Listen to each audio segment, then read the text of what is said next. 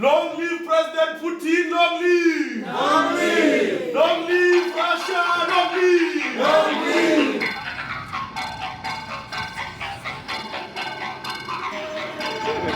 Pour l'unification avec la territoire de la Russie.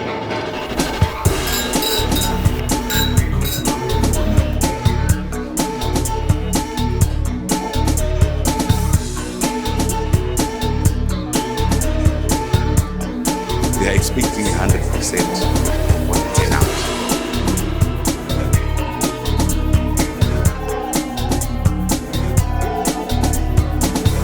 Some guy come here pretending to vote, but he drops paint.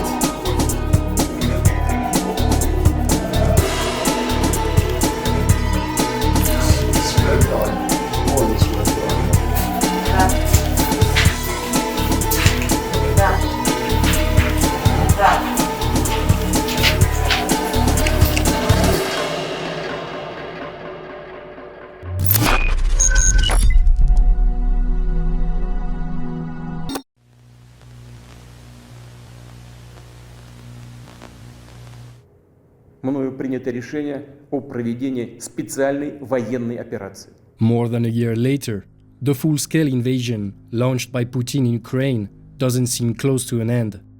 Hundreds of thousands of soldiers dead, tens of thousands of civilians murdered, millions displaced. And the list of Russian war crimes goes on. Cities razed to the ground, targeting of civilians, torture, rapes, abductions of children, execution of prisoners.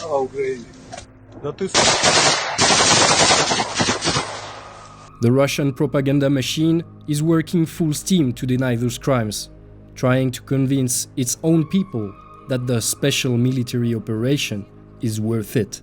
In late September 22, the Russian war effort escalated when Putin declared the mobilization of military reservists. While in occupied territories, Russian officials staged referendums, like the one organized to annex Crimea in 2014. Hundreds of so-called international observers were invited to help legitimize these sham referendums. People seem to be very happy, and it's transparent because the boxes are transparent, so yes, good impression, good impression, good impression, good impression.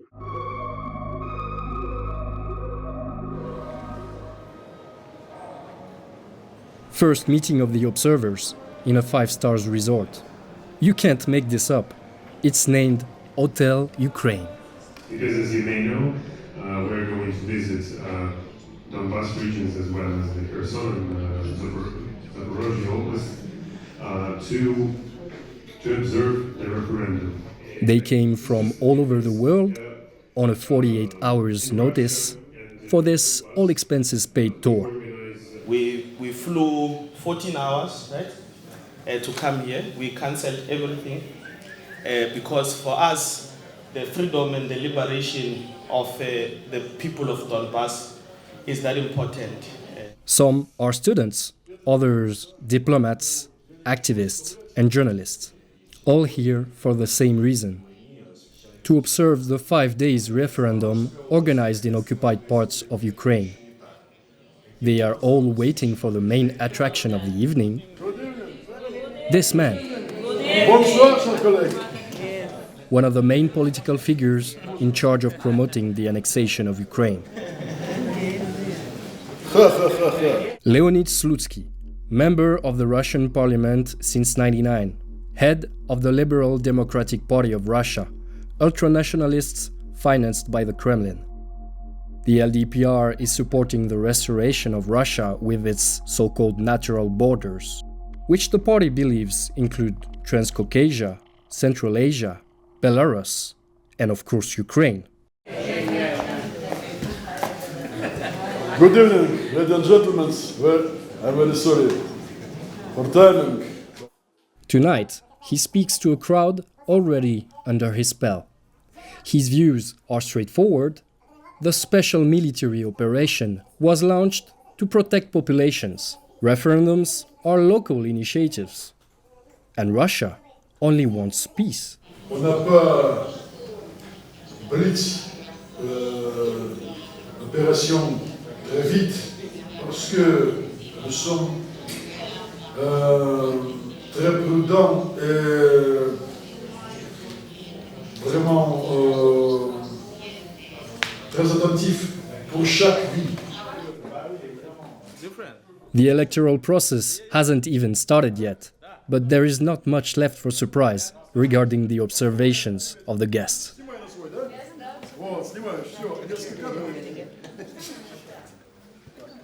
Long live President Putin, long live! Viva Russia, viva! Away with oppressive Ukraine, away!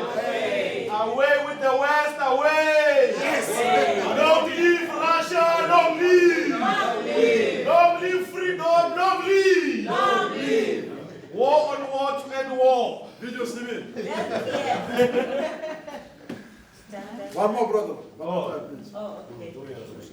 Long live President Putin, long live! Long live! Long live Russia, long live! Long live! I asked Slutsky, how can he claim these referendums as legitimate?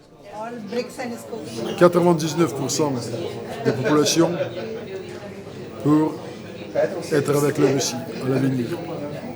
Mais les observateurs vont faire la conclusion concernant le mécanique électoral.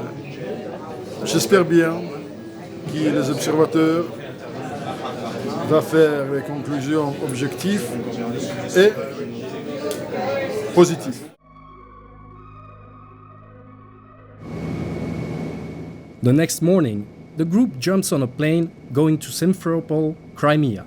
So-called volunteers supervise the trip at all times. In effect, they are sent by the Ministry of Foreign Affairs. Before landing, they distribute memos to the observers, laying out the official Russian narrative. According to the latter, many parts of Ukraine historically belong to Russia, and the war is only the responsibility of the wrongdoings of the Ukrainian state. The plane lands in a military airfield where fighter jets can be seen coming back from their missions. After being divided into small groups, the observers are sent to the new territories, the expression used by the organizers to designate the soon-to-be annexed regions. This group is going to Kherson's region. On the way there, I meet André Chanclu, a French nationalist and outspoken supporter of Putin. He lives part-time in Russia and created 2 pro-Kremlin's NGOs back in France. I am curious about his criteria for a valid referendum. C'est le déroulement normal d'une élection. Moi, j'y ai participé en France. C'est vraiment de constater que tout est fait correctement, qu'il n'y a pas un bourrage des urnes, que les gens paraphent bien les documents qui leur sont consacrés. We make a short stop on the way to meet our escort for the day. A squad of Spetsnaz and this man, Kirill Stremusov, deputy head of the occupation administration of Kherson's Oblast, famous Ukrainian collaborator and pro-Russian politician. He died shortly before Russia announced its retreat from the city of Kherson in November 22. Да, может быть, получится. Мы специально выбрали для вас город небольшой, в котором есть территориальная избирательная комиссия, чтобы вы увидели, как проходят у нас выборы. Окей, в путь. Okay, can I take photo with his man? С ним? Nice. Nice soldat. Time for the guests to put protective gears on before getting back on the road. Our new hosts are silent, their music tastes are particular.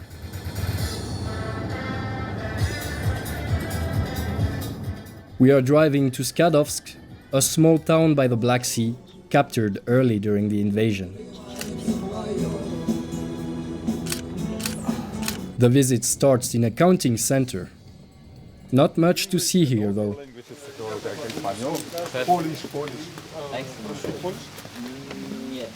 We are told most of the voting happens door to door, with the help of Russian soldiers. Да, здесь в своих пакетах находятся уже бюллетени. То есть люди, которые проголосовали, они запакованы, пронумерованы, видите. А вы, получается, работали на участке каком-то, да?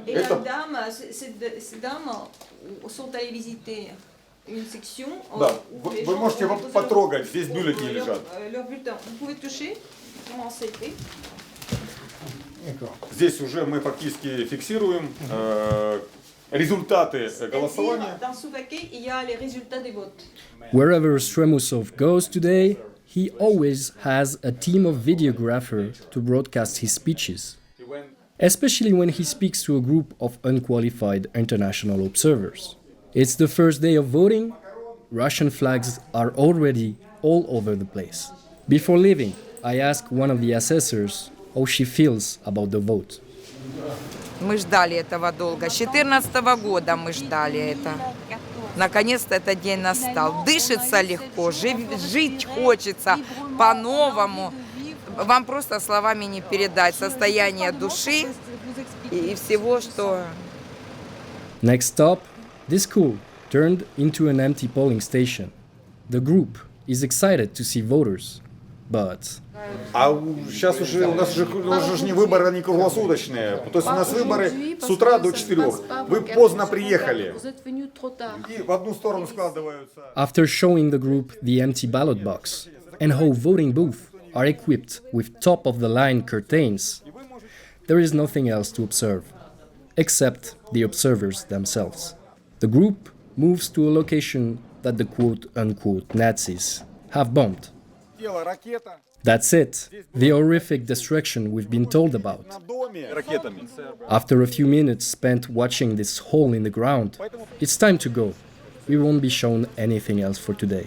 On the way back, I asked an American observer about his impressions so far. His name is Wyatt Reed. He claims to be a journalist.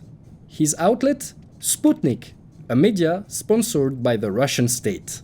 You know, from what I've seen, this is something that's being taken very seriously. This is not a vote that is being taken willy-nilly. You have a high level of organization. You have an extensive level of community involvement from what I've been able to see. These are people that live here. You know, they're not from Moscow. They're not being shipped in. They're people that are from here. And they are getting a chance for the first time, really, to vote on their future. And I think, you know, a lot of them are very pleased about that. After some networking and a farewell. Thank you very much. I think so. The future, Russia. On the way back, the guests are asked if they'd like to deliver their first observations to the biggest Russian TV networks. They happily indulge.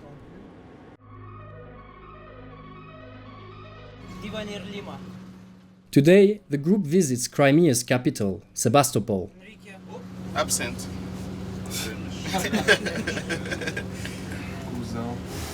Don't get fooled by the summer camp vibe. Observers are here with a serious task at hand. Hello. First part is job, you know, seeing, watching, asking, something like that. Second part is eating. Yes, it's very important. Yes, yes, it's very important part of our job. And the second part is our cultural program. We will meet. We'll go to the two museums. Here, the polling stations are dedicated to refugees that left the 4 regions currently under partial Russian control. They can cast their ballot even with their Ukrainian documents.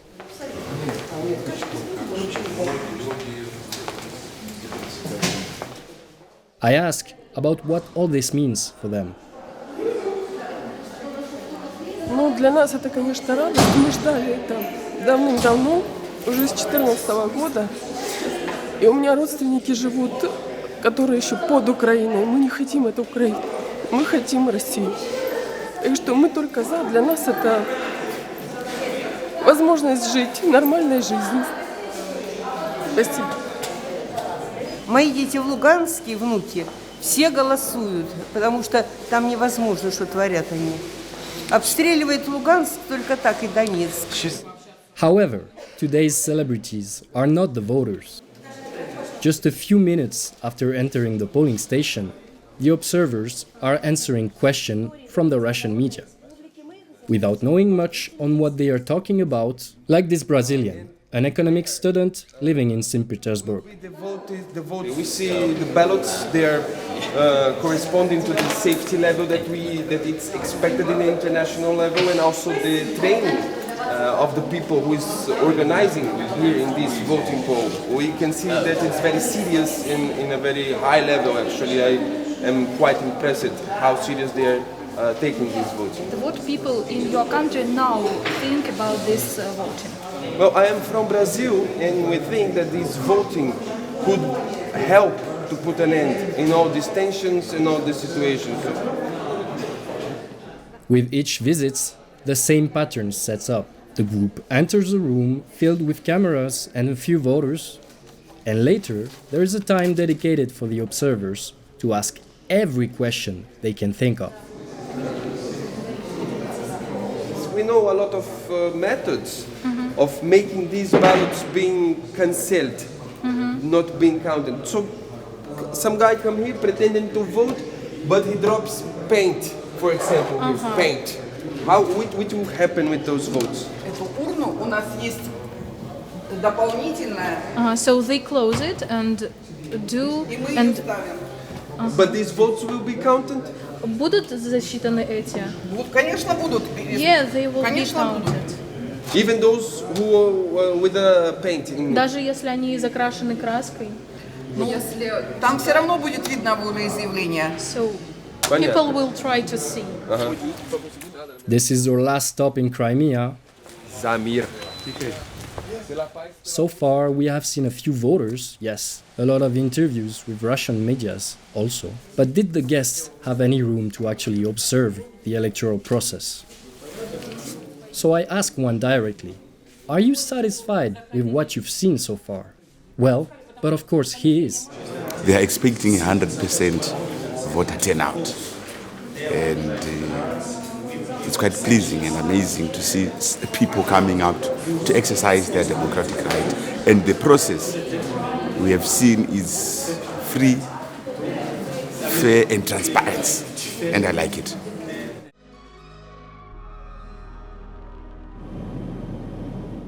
Flash forward. The third day of the referendums is dedicated to flying back to Moscow. On the fourth day, observers get served more of the same in the Russian capital. From my point of view, of European, it's well done. All is well done. All I have seen. For the fifth and final day of voting, the group goes to St. Petersburg, the second largest city in Russia.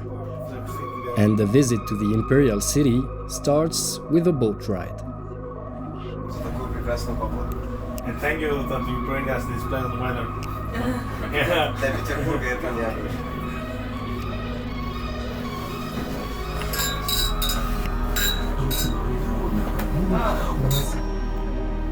After checking out yet another polling station dedicated to refugees, the observers witnessed the beginning of the counting. It is forbidden to film the faces of the assessors for fear of reprisals.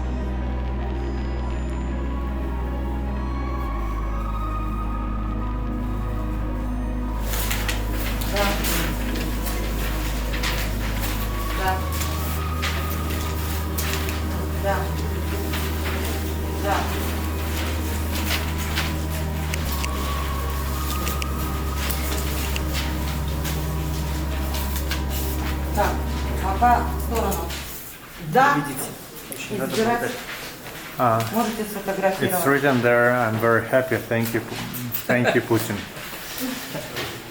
Is it still valid? I don't know. Это считается такой бюллетень или нет? Смотрите, я вам объясню. Знак в клеточке имеется. Во втором знака нет. So basically, Больше никаких знаков в клеточках нет. Этот бюллетень действительно. Yes, it is. It's valid. because it has mark only in one. So there is no mark around here. So therefore it's valid.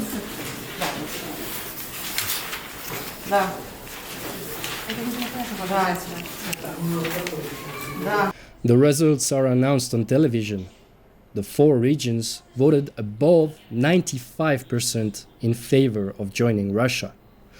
A true Soviet-style score. I talked with Yasan Telu. He is the first observer that I met to express doubts about this whole process. Je pense qu'il fallait aller à la paix d'abord, et trouver des solutions qui puissent, puisque j'œuvre toujours pour le développement durable, trouver des solutions pérennes. Parce que rien ne nous prouve que ce référendum va arrêter les fusillades, va arrêter tout ce qui se passe actuellement.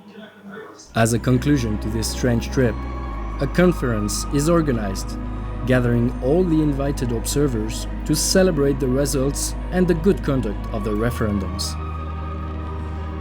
A few observers are invited to take the floor, like this envoy, an official from the very democratic Myanmar military junta.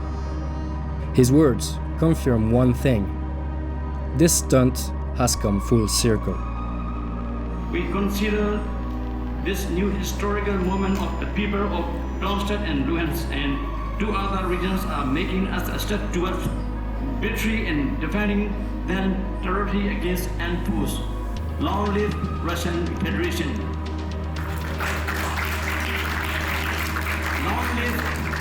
Long live great Mr. President Vladimir Putin. We must be united to against West imperialists.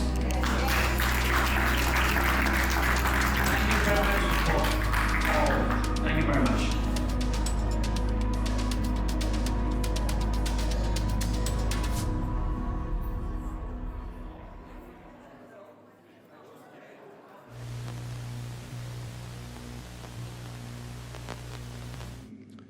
Сделали граждане Донецкой и Луганской народных республик, жители Запорожской и Херсонской областей.